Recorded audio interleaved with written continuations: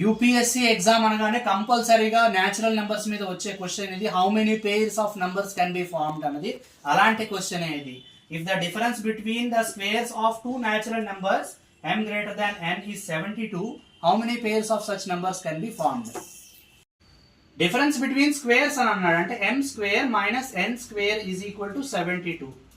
m plus n into m minus n is equal to 72.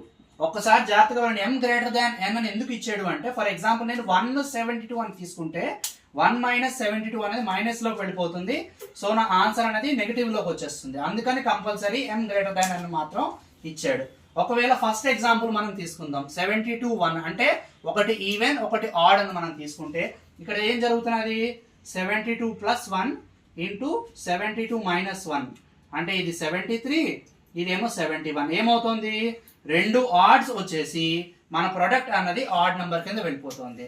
So మన product even number కాబట్టి ఒకటి even ఒకటి add cases ఎన్ని అయితే ఉన్నాయో వీటన్నిటిని నేను క్యాన్సిల్ చేసేస్తున్నాను. ఒకసారి చూడండి, 72 ఇంటూ 1 ఒకటి ఈవెన్ ఒకటి ఆడ్, 24 ఇంటూ 3 ఒకటి ఈవెన్ ఒకటి ఆడ్, 9 ఇంటూ 8 ఒకటి ఈవెన్ ఒకటి ఆడ్.